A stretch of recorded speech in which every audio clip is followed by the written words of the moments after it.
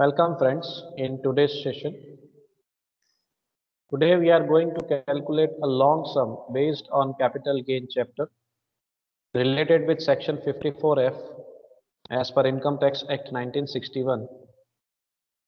It's a very simplest form of sum, but still valuation is very important. How to calculate tax-free capital gain and how to calculate taxable capital gain as per section 54, which is crucial. You must be aware of all the exemptions related with section 54F. Which type of assets are covered under that and what are its exemption condition, including the formula that is applicable in section 54F for the valuation of tax-free capital gain. You should be aware of that.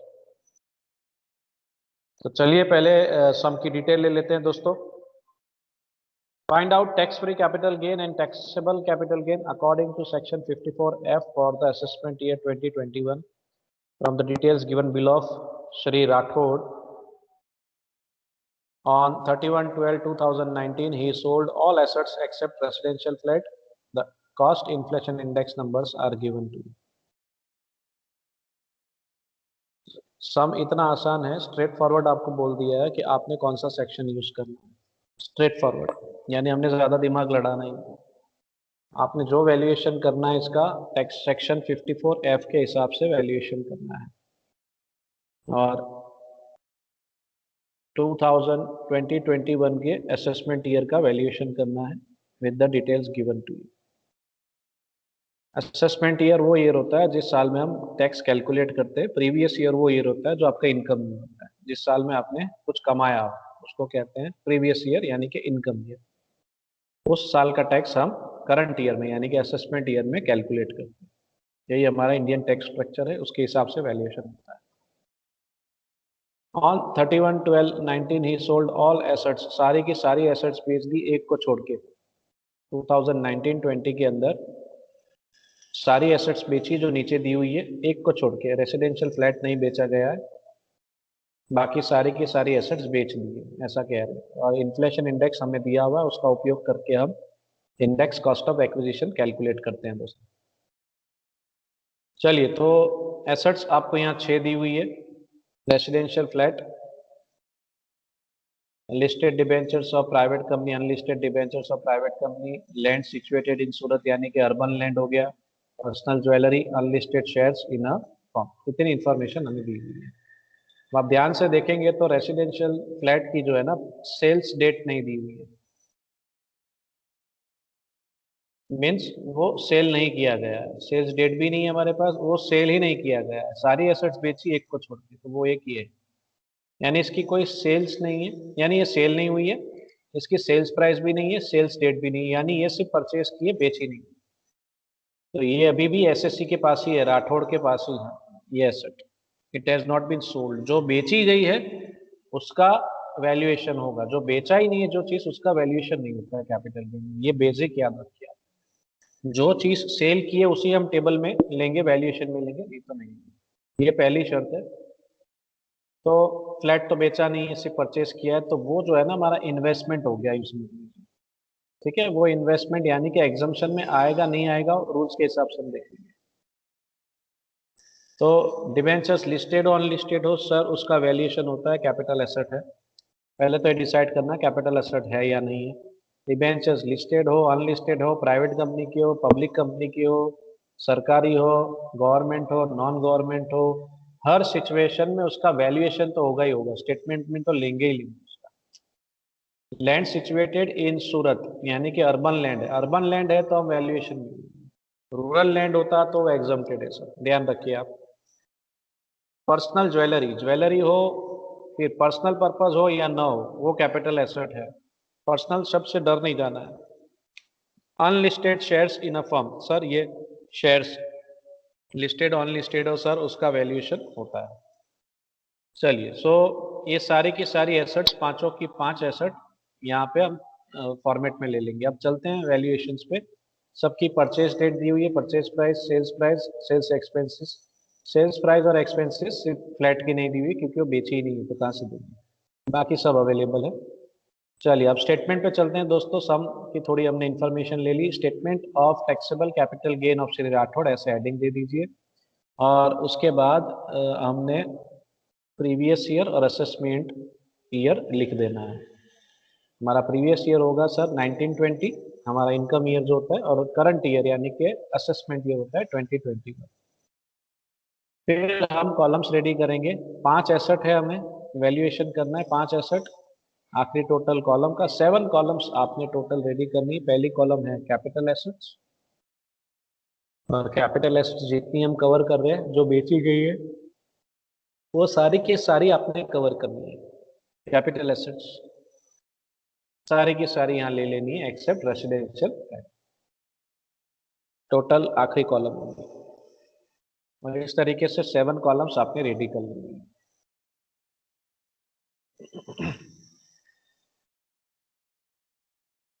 चलिए फिर चलते हैं valuation पे। अब आगे बढ़ते हैं। सबसे पहले क्या आता है एंट्री में सर? Sales consideration.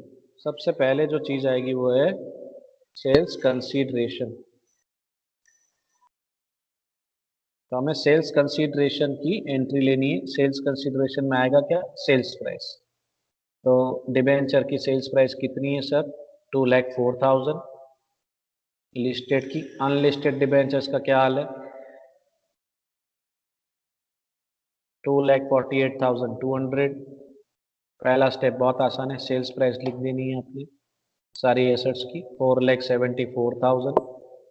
फिर लिखनी है ज्वेलरी 1,98,000, और फिर आएंगे हमारे शेयर्स 125,560। इसके बाद का स्टेप क्या होगा सर? इन एसेट्स को बेचते वक्त जो खर्चा किया है, ब्रोकरेज हो, सेलिंग एक्सपेंस हो, ट्रांसफर चार्जेस हो, कोई भी खर्चा बेचते वक्त जो किया गया है तो वो हम डिडक्ट करेंगे, उसका भी बेनिफिट ले लेंगे। तो अगला पॉइंट क्या होगा सर? Less selling expenses. पहले केस में 1,500, सेकेंड में 1,800, थर्ड सिचुएशन में 2,500। ज्वेलरी का 3,500, शेयर्स के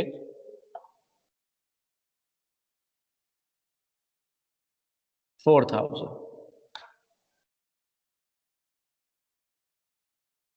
चलिए तो ये हो गया रेडी, इतना रेडी हो गया। अब हम सेल्स प्राइस में से सेल्स एक्सपेंसेस माइनस करेंगे तो हमें क्या मिलने वाला है? Net consideration. इतने स्टेप्स तो इजी है, इस यहाँ तक तो कोई दिक्कत नहीं होती स्टूडेंट को, सबसे इजी स्टेप है।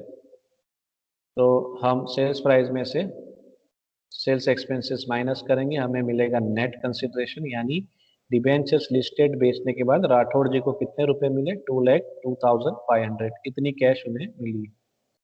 तो हम नेट प्राइस पे चलेंगे उनकी कि कितने हाथ में पैसे आए। दूसरे केस में 246,400, तीसरी सिचुएशन में 471,500, देन 194,500, और उसके बाद 121,560। तो नेट कंसिडरेशन तक तो दोस्तों बहुत ही आसान है। अब आगे की जो कैलकुलेशन है वो इम्पोर्टेंट है। अब आगे आएगा डिडक्शंस, और मैक्सिमम 2 ही डिडक्शन होते हैं। डिपेंड करता है सब में क्या इंफॉर्मेशन दी है, उसके हिसाब से आगे की वैल्यूएशन होती है। तो चलते हैं आगे की वैल्यूएशन पे। लेस स्पेसिफिक डिडक्शंस, जिसमें पहला होता है इंडेक्स कॉस्ट ऑफ एक्विजिशन। अब हम चलेंगे इंडेक्स कॉस्ट ऑफ एक्विजिशन के वैल्यूएशन पे। अब सबसे पहली एसेट जो है दोस्तों वो है डिबेंचर्स। तो डिबेंचर्स में स्टूडेंट कभी कभी गड़बड़ कर देते हैं। तो डिबेंचर में आप थोड़ा ध्यान दीजिएगा, मैं जो अभी आपको बता रहा हूँ उसके हिसाब से वैल्यूएशन करना। आप डिबेंचर्स डिबेंचर्स के अंदर अगर प्राइवेट कंपनी के हैं, means it is a non government debentures, non government debentures हैं, तो ये यहाँ पे आपको इंडेक्स का बेनिफिट नहीं मिलेगा दोस्तों। सरकारी कंपनी के अगर आप डिबेंचर्स खरीदते हैं, गवर्नमेंट कंपनी के अगर आप डिबेंचर्स खरीदते हैं, तो आपको इंडेक्स का फायदा मिलता है। फिर हम index cost of acquisition formula के हिसाब से यानी कि इंडेक्स का उपयोग करके वैल्यूएशन करते हैं। लेकिन ये नॉन गवर्नमेंट डिबेंचर्स है, दोनों के दोनों। तो दोनों केस में आपको कोई इंडेक्स का फायदा मिलेगा नहीं, मीन्स इंडेक्स कॉस्ट के हिसाब से वैल्यूएशन नहीं करनी है। आपने सीधा क्या करना है, इसमें सीधी इसकी जो परचेज प्राइस है वही यहाँ आपने कॉपी पेस्ट कर लेनी है दोस्तों। यहाँ कोई बेनिफिट, दोनों केस में आपको कोई बेनिफिट मिलने वाला नहीं है, इंडेक्स का बेनिफिट नहीं मिलेगा। इंडेक्स का सिर्फ आपको कॉस्ट ऑफ एक्विजिशन यानी जो इसकी कॉस्ट प्राइस है, जितने में आपने खरीदा था उतने में ही आपको फायदा मिलने वाला है, उससे 1 रुपया ज्यादा आप फायदा नहीं ले सकते। इन्फ्लेशन का बेनिफिट आपको नॉन गवर्नमेंट डिबेंचर्स में नहीं मिलता है। So same to same amount में यहाँ पे कॉपी पेस्ट करूंगा, जो इसकी कॉस्ट प्राइस है, जो परचेज जितने में हमने परचेज किया था वही यहाँ पे लिखेंगे। इसमें कोई इंक्रीज, कोई इन्फ्लेशन का बेनिफिट आपको नहीं मिलेगा।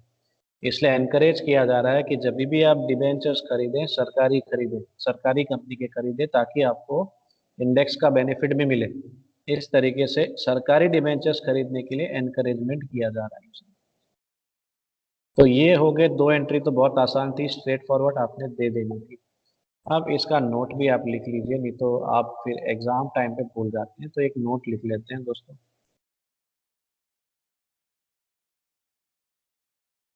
तो write down one note based on debentures.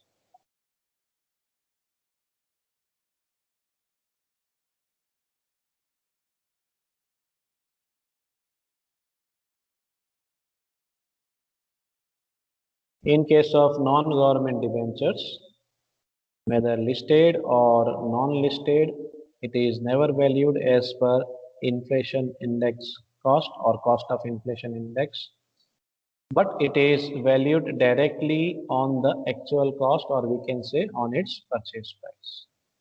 जिस तरीके से हमने वैल्यूएशन किया है उसी तरीके से आपने वैल्यूएशन दिखाना है। Simple straight forward, actual cost पे यानी कि परचेज प्राइस पे आपने इसकी वैल्यूएशन कर देंगे। एक बार फिर से रिपीट करें, इन case of non government debentures whether listed or non-listed, it is never valued as per inflation index cost, but it is valued directly on its purchase price. अगर गवर्नमेंट डिबेंचर्स होते, in case of government debentures क्या होता, we are suppose to use, we are suppose to calculate cost of acquisition based on inflation index. चलिए, तो अब चलते हैं आगे की वैल्यूएशन पे। नेक्स्ट पॉइंट आ रहा है अर्बन लैंड। अब अर्बन लैंड का हमें इन index cost of acquisition calculate करना है। आप यहाँ पे डेट देख सकते हैं, यहाँ पे जो भी डेट्स अवेलेबल है इट इज आफ्टर 1/4/2001। ये डेट्स आप भूले नहीं होंगे, I hope. If the asset is purchased before 1/4/2001, 1/4/2001 से अगर पहले की परचेज हो तो मार्केट प्राइस और परचेज प्राइस का कंपैरिजन करते हैं, whichever is higher, on that basis we are suppose to make the valuation of index cost of acquisition. That is very very important. So depending on that let us move further. You can see all the dates, आप सारी dates देख सकते हैं। ये सारी dates अगर हम देखते हैं, then the assets are purchased, all the assets are purchased after 1/4/2001। तो हमें यहाँ ऐसे भी मार्केट प्राइस दी नहीं हुई है, ऐसे भी टेंशन नहीं है, लेकिन अगर दी भी हो तो हम कंपैरिजन नहीं करेंगे, क्योंकि सारी की सारी assets it is purchased after 1/4/2001। तो यही परचेज प्राइस पे हमारी वैल्यूएशन होगी कॉस्ट ऑफ एक्विजिशन की। तो लैंड सिचुएटेड इन सूरत यानी कि अर्बन लैंड, अर्बन लैंड की वैल्यूएशन करेंगे। अब हम index cost of acquisition calculate करेंगे। तो हेडिंग दे दीजिए अब calculation, asset number 1 urban land, आप लिख सकते हैं ब्रैकेट में सूरत सिटी। सूरत आ गया, वैसे ही आपको पता चल जाता है कि ये तो सिटी है, सो वो हो गए अर्बन लैंड। चलिए, हमें कैलकुलेट क्या करना है उसका फॉर्मूला लिख लेते हैं। उसके बाद फॉर्मूला आई होप आपको याद होगा। इंडेक्स कॉस्ट ऑफ एक्विजिशन अब यहाँ पे हम लेने वाले हैं परचेज प्राइस चाहे तो परचेज प्राइस लिख सकते हैं, एक्चुअल कॉस्ट लिख सकते हैं या original cost, it is one and same. Original cost multiply by current cost inflation index, यानी हमारा जो 19-20 का साल है वो हमारा करंट प्रीवियस ईयर है उसका इंडेक्स लेंगे 289 अपॉन जिस साल में आपने ये परचेज किया था उस साल का इंडेक्स लेंगे। Cost inflation index for the year, हमारा साल कौन सा बनेगा, 112.6 है तो 67 का इंडेक्स यूज करेंगे। चलिए तो वैल्यूएशन देख लेते हैं इसका कैसे होगा। परचेज प्राइस दे देनी है आपने,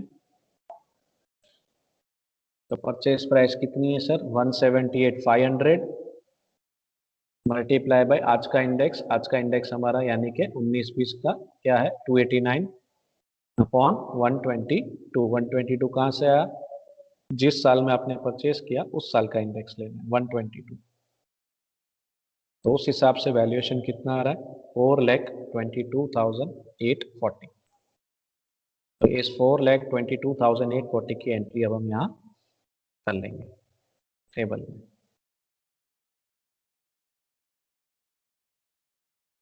चलिए तो ये एसेट की एंट्री हो गई। अब चलते हैं ज्वेलरी, ज्वेलरी की वैल्यूएशन पर चलते हैं, इसी तरीके से हमने वैल्यूएशन करना है ज्वेलरी का। चलिए तो आ जाते हैं ज्वेलरी के वैल्यूएशन में, आप हेडिंग दे दीजिए एसेट नंबर 2 ज्वेलरी। चलिए उसमें भी आप सबसे पहले लिखेंगे फॉर्मूला,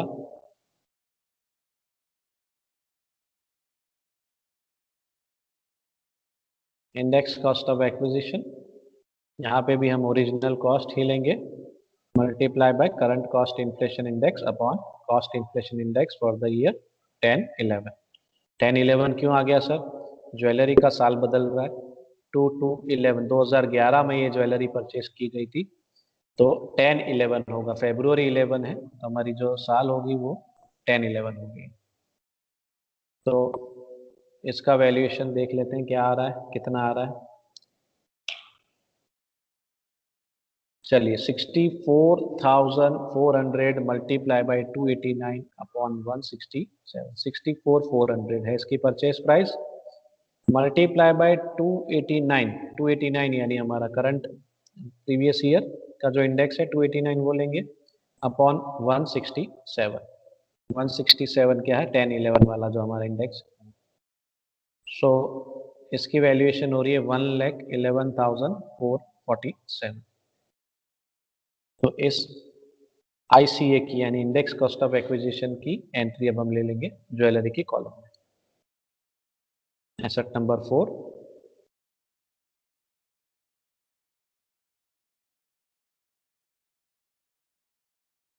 जैसे जैसे आप आंसर्स ढूंढ रहे हैं वैसे वैसे एंट्री करते जानिए, नहीं तो हमारी मिस्टेक हो सकती है वैल्यूएशन की एंट्री करने में। सो इट्स बेटर जैसे जैसे आप वैल्यूएशन कर रहे हैं वैसे वैसे एंट्री कर देनी चाहिए। अब हम चलते हैं एसेट नंबर 3 पे जो है unlisted shares in a firm. Valuation में एसेट नंबर 3, वैसे लिस्ट में 6 है। तो शेयर्स की वैल्यूएशन पे चलते हैं, फॉर्मूला एक बार हम फ्रेम कर दें पहले। Index cost of acquisition is equal to original cost multiply by current cost inflation index. Same formula, साल बदलेगा सिर्फ, साल यहाँ 2001-2 आएगा क्योंकि ये जो है जनवरी 2002 की परचेज है, तो ये हो गया 2001-2 का हमारा साल।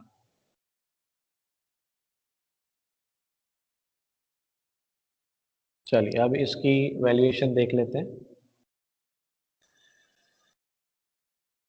28,000 मल्टीप्लाई बाय 289 अपॉन 100। 1-2 का इंडेक्स कितना है 100, ऊपर का इंडेक्स तो ऑलवेज सेम रहेगा, तीनों तीन सिचुएशन में आप देख सकते हैं ऊपर 289 289 289, जो गड़बड़ होनी है मीन्स जो चेंज होना है वो कहाँ होना है, नीचे। आपका अगर ईयर ऑफ परचेज अलग है हर एक एसेट में तो वो नीचे की आपकी इंडेक्स बदलती रहेगी। तो स्टूडेंट 100 ही लिख के आ जाते हैं सब में, तो वो गड़बड़ हो जाएगी बहुत बड़ी, ऐसे नहीं करना है। ईयर ऑफ परचेज के हिसाब से आपने डाउनवर्ड्स नीचे की जो साइड है वहां पे लेना है। चलिए सो वैल्यूएशन है 80,920। एंट्री कर लेते हैं। यही वैल्यूएशन मेन है, ये कैपिटल गेन का दो वैल्यूएशन बहुत इंपॉर्टेंट। वैसे 3 स्टेप में सम खत्म हो जाता है। पहला जो इंपॉर्टेंट स्टेप है वो है नेट कंसिडरेशन कैलकुलेट करना। दूसरा जो इंपॉर्टेंट स्टेप है डिडक्शंस के वैल्यूएशन करना, जो अभी हमने किया। दोनों की दोनों डिडक्शन इस सम में खैर एक ही पैटर्न का है, आईसीए। और तीसरा जो वैल्यूएशन होता है वो सबसे इंपॉर्टेंट वैल्यूएशन है एग्जम्पशन। दूसरा सबसे इंपॉर्टेंट है, तीसरा उसके बाद इंपॉर्टेंट है वो है एग्जम्पशन का। कौन से एसेट में एग्जम्पशन लेना है, कितना लेना है, कैसे लेना है, वो उसके लिए आपको रूल्स बाय हार्ट करने पड़ेंगे, तब आप वो सक्सेसफुली कर पाएंगे। चलिए अब चलते हैं टोटल्स पे। टोटल्स कैसे लेंगे, जो नेट कंसीडरेशन है उसमें से डिडक्शन माइनस कर देंगे, टोटल मिलेगा आपको, जिसे हम गेन कहते हैं, कैपिटल गेन। डिसाइड बाद में करेंगे कि लॉन्ग टर्म है कि शॉर्ट टर्म है। पहले हम गेन की अमाउंट निकाल लेते हैं।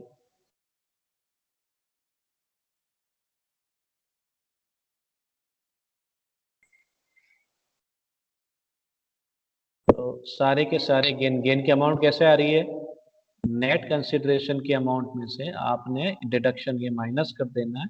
तो ये आपको 70,000 मिल रहा है। 246,400 में से 168,200 माइनस करेंगे तो इस तरीके से आपको ये गेन मिल रहा है। तो हर एक एसेट का इस तरीके से आपने गेन निकालना है। अब गेन निकाला है तो डिसाइड ये करना है whether the gain is a long term gain और अ शॉर्ट टर्म गेन। और यहाँ पे स्टूडेंट गड़बड़ करते हैं थोड़ी बहुत, तो यहाँ आप अच्छे से समझिएगा कि ये लॉन्ग टर्म गेन हो रहा है कि शॉर्ट टर्म गेन हो रहा है। उसके लिए आपको मेमोराइज करना पड़ेगा। इनके जो होल्डिंग पीरियड्स होते हैं वो आपको पता होना चाहिए। What are it their holding periods to categorise the assets as a long term asset और अ शॉर्ट टर्म एसेट। तो कैसे पता चलेगा, तो सर डिबेंचर्स लिस्टेड हो, लिस्टेड तो 12 मंथ्स देखना है हमें। क्या देखना है sir, 12 months. Debentures are of listed pattern, तो हमने जो उसका होल्डिंग पीरियड है 12 मंथ्स का होल्डिंग पीरियड ध्यान में। चलिए अब इसकी परचेज डेट देखेंगे, 1/3/2004। 1/3/2004, तो 1/3/2004 है और सारी की सारी एसेट्स कब बेची गई है, 31/12/19। सेलिंग डेट सबकी सेम है, परचेज डेट सबकी अलग अलग है। तो हमें खाली देखना है क्या भाई, यहाँ 12 महीने से ज़्यादा का होल्डिंग है, यानी कि 1 साल से ज़्यादा, सर 15 साल के बाद बेचा है, तो ये लॉन्ग टर्म हो गई। तो पहली एसेट हमारी लॉन्ग टर्म है। डिबेंचर्स अनलिस्टेड हो तो हमने 24 मंथ्स ध्यान में लेंगे। कितने, 24 मंथ्स। चलिए तो अनलिस्टेड डिबेंचर्स में 24 महीने ध्यान में लेना है। 2005 की परचेज है, बेचा हमने 19 में ही, 14 ईयर्स हो गए सर, ये भी लॉन्ग टर्म है।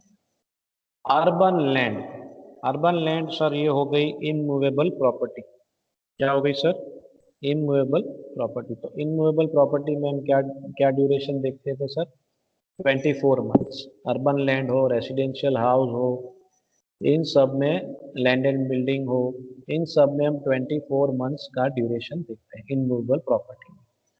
तो 24 मंथ्स के हिसाब से इसकी डेट देख लेते हैं। 2006 की परचेज है, 19 में बेची, यानी 13 साल, ये भी लॉन्ग टर्म हो गया। ज्वेलरी, ज्वेलरी हो गई मूवेबल प्रॉपर्टी, तो सर इसमें 36 मंथ्स होते हैं, ध्यान रखिए आप। 36 मंथ्स का ड्यूरेशन ज्वेलरी के लिए होता है। गोल्ड हो, सिल्वर हो, ज्वेलरी की कोई भी ऑर्नामेंट्स हो, उन सब में आपने 36 मंथ्स का ड्यूरेशन ध्यान में लेना है। 2011 2019 परचेज और सेल्स 8 सालों का, तो ये भी लॉन्ग टर्म हो गया। फिर आ रहे हैं शेयर्स। शेयर्स में लिस्टेड हो तो आपने 12 मंथ्स देखना है। लिस्टेड शेयर्स में 12 मंथ्स, अनलिस्टेड शेयर्स में 24 मंथ्स। जैसे डिबेंचर्स में है वैसे ही, लिस्टेड हो शेयर्स या डिबेंचर्स तो 12 मंथ्स, वैसे ही अनलिस्टेड हो दोनों तो 24 मंथ्स ध्यान में रखना है। चलिए तो यहाँ पे अब आप देख लीजिए, ये सारी की सारी एसेट्स जो है ये 2002 की है शेयर्स। यहाँ तो 17 साल हो रहे, 24 महीने की जगह पे, तो ये सब की सब लॉन्ग टर्म कैपिटल एसेट है।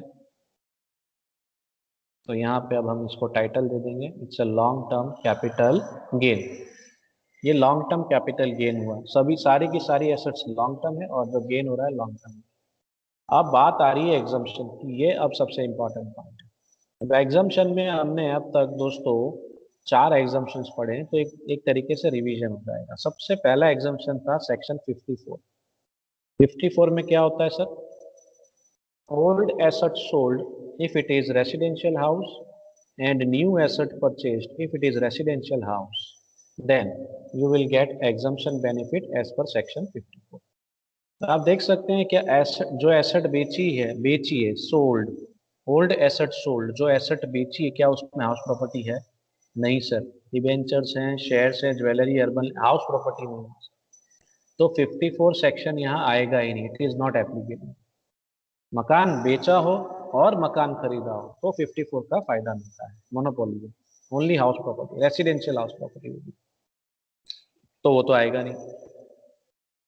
चलिए दूसरी सेक्शन हमने क्या देखी थी? Section 54B। 54B में क्या होता है? जमीन बेच के जमीन खरीदी हो। जमीन बेची तो है हमने, old asset sold is land, पर कोई नई जमीन नहीं खरीदी है। अगर जमीन बेच के नई जमीन 2 साल के अंदर खरीद ली जाए, 2 साल के अंदर, तो सेक्शन 54B का फायदा मिलेगा, एग्जम्पशन। तो ऐसा तो कुछ है नहीं, जमीन बेची है लेकिन जमीन खरीदी नहीं है, नहीं तो लैंड का फायदा वहां पे मिल जाता आपको अलग से। तो हाउस प्रॉपर्टी का एक सेक्शन है, जमीन का एक सेक्शन है, आगे और कौन सा सेक्शन है? Section 54EC। ईसी जो है जनरल सेक्शन, सार्वजनिक जिसे हम कहते हैं, general section.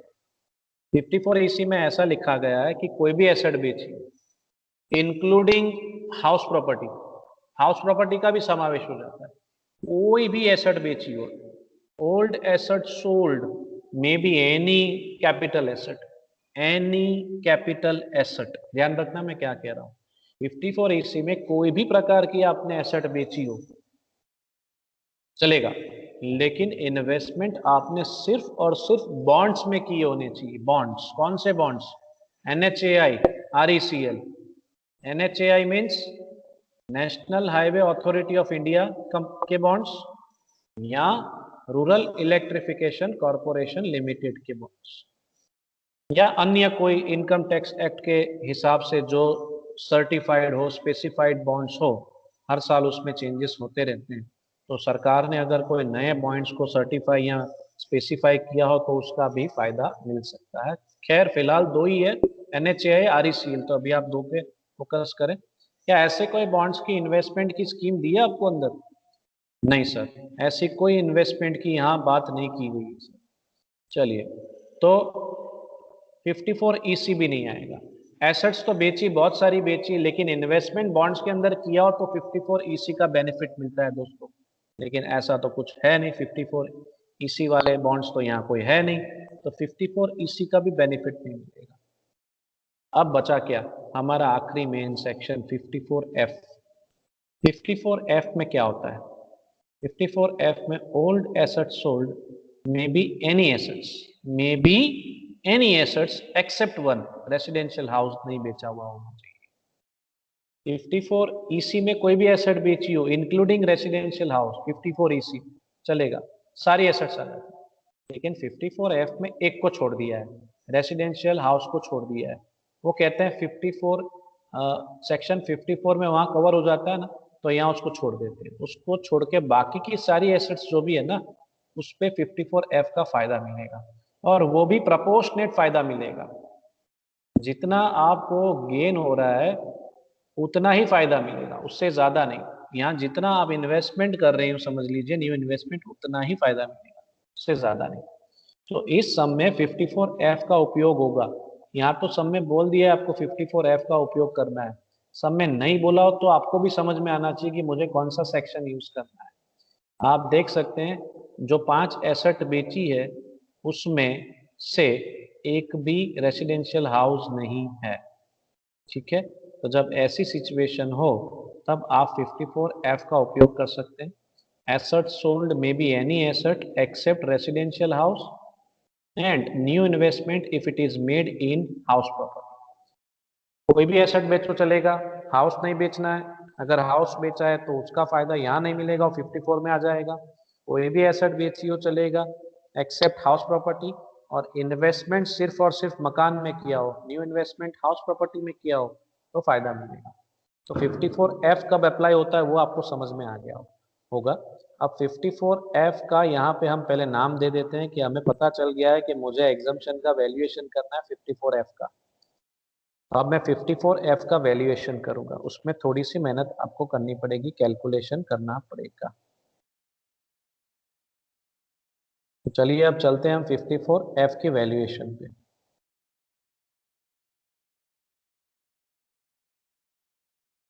Here the cost of new house is less than net consideration। अब आपको दो चीजें ध्यान में लेनी है। एक, जो 5 एसेट बेची है उसका टोटल नेट कंसिडरेशन निकालना है। क्या निकालना है? 54F में हम नेट कंसिडरेशन ध्यान में लेंगे। तो ये जो 5 एसेट का नेट कंसिडरेशन है इन सबको आपने ऐड कर देना है, जिसकी अमाउंट होगी 12,36,460। इसकी कंपैरिजन किससे करनी है? इसकी कंपैरिजन करनी है जो नया मकान खरीदा है उसकी वैल्यू से। आपने 5 एसेट बेची, you have sold, mister Rathore has sold 5 assets. वो 5 एसेट बेची तो कितने रुपए मिले सर? 12,36,416 मिले। बहुत बढ़िया, इतने रुपए मिले। ओहो, वेरी गुड। अब इन रुपयों को उन्होंने अपने तिजोरी में भर के रखा? नहीं सर, उन्होंने न्यू इन्वेस्टमेंट ऑलरेडी पहले से ही कर लिया है, प्री इन्वेस्टमेंट कर लिया है। पहले इन्वेस्टमेंट कर लिया मकान में, बाद में ये सारी एसेट्स बेची। अच्छा, तो क्या प्री इन्वेस्टमेंट का भी फायदा मिलता है? पहले इन्वेस्टमेंट कर दें बाद में एसेट बेचे तो फायदा मिलता है? सर बिल्कुल मिलता है। उसमें 1 साल का गैप होगा तो मिलेगा। 1 साल के अंदर अगर ये काम कर दिया है, प्री इन्वेस्टमेंट कर दिया है तो मिलेगा। चलिए वो भी देख लेते हैं। 1/2/19 में इन्वेस्टमेंट किया और ये सारी एसेट्स कब बेच दी सर? 1 साल के अंदर बेच दी। हाँ सर, डन। 31/12/19 तो बेनिफिट मिल सकता है। Before selling the old asset if investment is made within 1 year तो फायदा मिलेगा।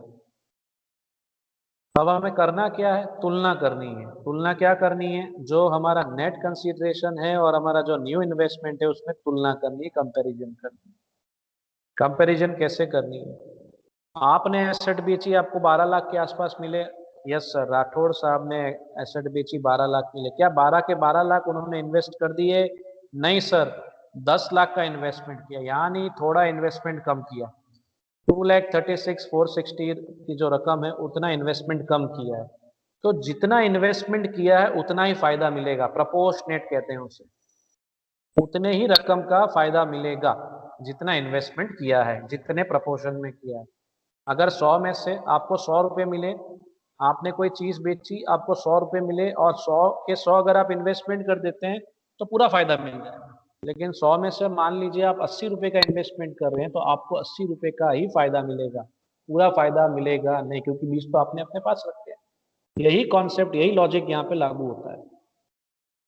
चलिए अब चलते हैं इसके वैल्यूएशन में। एग्जम्प्टेड कैपिटल गेन हमें कैलकुलेट करना होगा दोस्तों। तो एग्जम्प्टेड कैपिटल गेन कैलकुलेट करने के लिए एक फॉर्मूला है, यहाँ पे फॉर्मूला एप्लीकेबल होगा। फॉर्मूला कब एप्लीकेबल होता है? When new investment is less than net consideration. आपने जो इन्वेस्टमेंट किया है वो कम किया है और आपका नेट कंसिडरेशन यानी आपको जो कैश मिली हो ज्यादा मिली है, ऐसी सिचुएशन हो तो फॉर्मूला का उपयोग करना है। अगर उल्टा सिचुएशन होता, मान लीजिए आपने 15 लाख की इन्वेस्टमेंट की है मकान के अंदर और आपको 12 लाख का फायदा हो रहा है, यानी कि एसेट बेची 12 लाख की, तो आपका इन्वेस्टमेंट बढ़ गया है वहाँ पे, तो आपको पूरा एग्जम्पशन मिल जाएगा। कोई फॉर्मूला नहीं लिखना है, सीधा स्ट्रेट फॉरवर्ड जो गेन आएगा वहीं पे आप वहाँ अमाउंट डाल देंगे पूरा का पूरा, और एग्जम्पशन अमाउंट हो जाएगा नील, टैक्सेबल अमाउंट हो जाएगा नील। अब इस वैल्यूएशन की फॉर्मूला देख लेते हैं। एग्जम्प्टेड कैपिटल गेन की फॉर्मूला क्या है? New investment multiply by total long term capital gain upon net consideration, upon net consideration. चलिए, तो अब हमारे पास न्यू इन्वेस्टमेंट तो है 10 लाख, लेकिन हमारे पास फिलहाल total long term capital gain हमने टोटल निकाला नहीं, अभी निकाल लेंगे। नेट कंसीडरेशन का टोटल भी है हमारे पास, पांचों पांच एसेट की। मेरे पास लॉन्ग टर्म कैपिटल गेन नहीं है तो मैं उसका वैल्यूएशन ले लूँ यहाँ पे। चलिए मैं यहाँ टोटल ले लेता हूँ, लॉन्ग टर्म कैपिटल गेन मेरा कितना हो रहा है। तो ये जितना भी है हमारे जो गेन हो रहे हैं पांचों पांच एसेट में से, वो हो रहा है 3,20,553। चलिए अब हम फॉर्मूला में चलेंगे। अब हमारे पास सारी की सारी वैल्यूएशन आ चुकी है। All figures are ready. 10 lakh की new investment, long term capital gain 5 asset बेच के इतना हो रहा है, इतना गेन हो रहा है 325.53। और हमारी टोटल नेट कंसिडरेशन 5 एसेट को बेच के जो प्राइस हमें मिली है 1236,460 यहाँ लिखेंगे। फाइनल वैल्यूएशन आएगा एग्जम्प्टेड यानी कि टैक्स फ्री कैपिटल। एग्जम्प्टेड का मतलब क्या है दोस्तों? मैंने क्या ढूंढा? टैक्स फ्री कैपिटल गेन, या मैं कह सकता हूं एग्जम्प्टेड कैपिटल गेन। एग्जम्प्टेड का दूसरा नाम क्या है? कर मुक्त। टैक्स फ्री कैपिटल गेन मुझे मिल चुका है, यानी मुझे इतना फायदा मिलेगा स्टेटमेंट में 259 251 2,59,251 का फायदा मुझे मिलेगा, जो मैं यहाँ एंट्री में जो मिली है less exempt amount as per section 54F। 12 lakh की जगह पे आपने 10 लाख का इन्वेस्टमेंट किया तो 3,20,000 की जगह पे आपको फायदा भी उतने ही रकम का मिलेगा, पूरा फायदा नहीं मिलेगा। 259 59 259 251 ये रकम बन रही है।